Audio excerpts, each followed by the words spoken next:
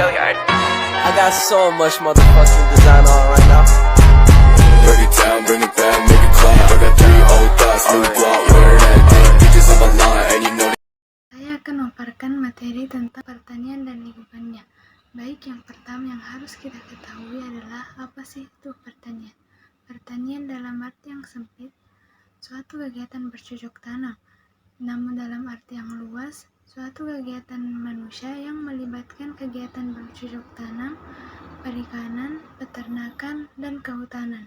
Ada 2 usaha pertanian yang sangat penting kita ketahui, yaitu yang pertama, selalu melibatkan barang dan volume besar. Jadi ketika kita melakukan suatu pertanian atau membudidayakan sesuatu, pasti kita akan membutuhkan barang atau kebutuhan tanaman tersebut dalam jumlah yang banyak, agar tanaman tersebut tumbuh dengan baik. Kemudian yang kedua, proses produksi memiliki resiko yang relatif tinggi. Jadi ketika kita melakukan suatu kegiatan pertanian, kemungkinan akan mendapatkan berbagai risiko. Contohnya ketika menanam padi, risiko yang kita dapatkan kemungkinan kemarau atau musim penghujan. Terkait dengan pertanian, maka dikenal istilah sebagai berikut. Yang pertama adalah usaha tani. Yang dimaksud di sini sekumpulan kegiatan yang dilakukan dalam budidaya tumbuhan maupun hewan. Kemudian petani. Petani adalah sebutan bagi mereka yang menyelenggarakan usaha tani. Bagian terbesar penduduk dunia bermata pencarian dalam bidang di lingkup pertanian. Namun, pertanian hanya menyumbang 4% dari PDB dunia. Berdasarkan data BPS tahun 2002, bidang pertanian di Indonesia menyediakan lapangan sekitar 44,3% penduduk, meskipun yang menyumbang hanya 17,3% dari total pendapatan domestik bruto. Cakupan objek pertanian yang dianut di Indonesia meliputi budidaya tanaman, termasuk tanaman pangan, hortikultura, dan perkebunan.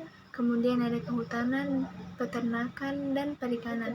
Dari sudut keilmuan, semua objek pertanian sebenarnya memiliki dasar-dasar yang sama, karena pada dasarnya usaha pertanian adalah kegiatan ekonomi, seperti pengelolaan tempat usaha, pemilihan bibit, metode budidaya, pengumpulan hasil, distribusi, pengelolaan, pengemasan, dan pemasaran.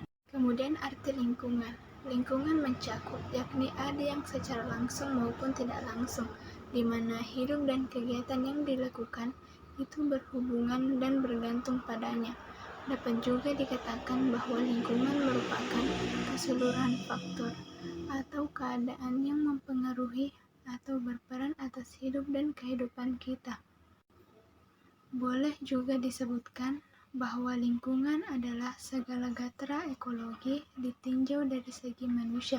Ruang lingkup lingkungan bersifat nisbi, karena ditentukan oleh garis yang ditetapkan untuk menandai batas luar suatu sistem. Misalnya, kalau sebuah rumah yang dinyatakan sebagai sistem, maka setiap rumah lain di sekitarnya adalah unsur lingkungan.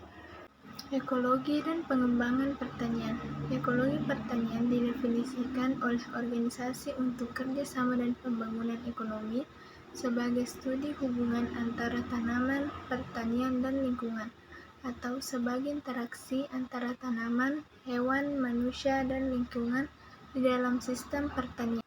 Komponen-komponen lingkungan penting baik dilihat dari segi kemungkinan manusia maupun dari segi kepentingan pertanian, ialah udara, tanah, air, kehidupan hayati, keadaan ekonomi, dan nilai sosial budaya.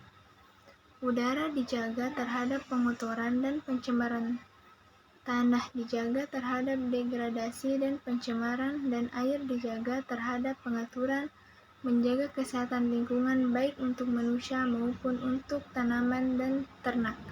Sistem pembangunan memperhatikan sejarah budaya masyarakat tani, keterampilan yang telah membudaya di kalangan awam, dan etnoteknologi. Dengan ketiga butir perhatian ini dapat dilibatkan pelaku utama pembangunan dalam peran yang seharusnya mereka mainkan. Dalam hal pembangunan pertanian Indonesia, pelaku utama ialah petani kecil.